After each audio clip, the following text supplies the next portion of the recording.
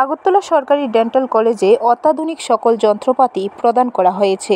Dental council of ইন্ডিয়ার সভাপতি আগরতলা সরকারি ডেন্টাল কলেজ পরিদর্শন করে তার প্রশংসা করেছেন।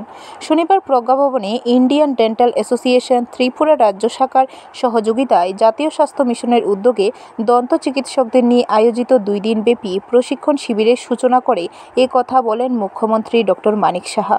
তিনি আরও বলেন, শিক্ষা ও স্বাস্থ্যক্ষেত্র সরকার বিশেষ গুরুত্ব দিয়ে দেখছে। অনুষ্ঠানে মুখ্যমন্ত্রী ছাড়াও দপ্তর ও আধিকারিকরা উপস্থিত ছিলেন। Dental council of India president অন্যান্য যারা আসেন সেখানে মিটিং এর মধ্যে বলছেন যে Agartala government dental college is unique so far infrastructure বলে অনেক জায়গার মধ্যে এই ধরনের ইনফ্রাস্ট্রাকচার নেই। এখনো যারা আসেন অনেক সময় বিভিন্ন পরীক্ষা নিতে আসেন তারাও বলে যায়।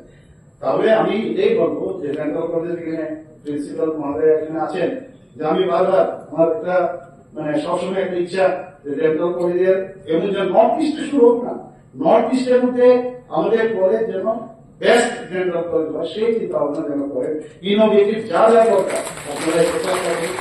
আর এই ডেন্টাল কলেজ আগে কি হতো আমাদের জিবি হসপিটালকে ঘিরে আমাদের ডেন্টিস্ট্রি চলতো।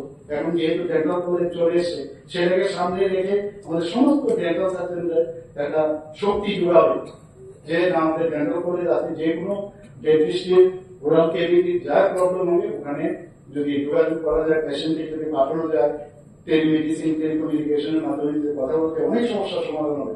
তো সেই দ্বারা আমাদের সরকার আমাদের চাইছি যে আমরা যেখানে স্বাস্থ্যের পরিষেবার বিষয় আপনারা সবাই জানেন মুখ্যমন্ত্রীর জন আরোগ্য যোজনা 5 লাখ টাকা করে সেই ব্যবস্থা আমরা করেছি।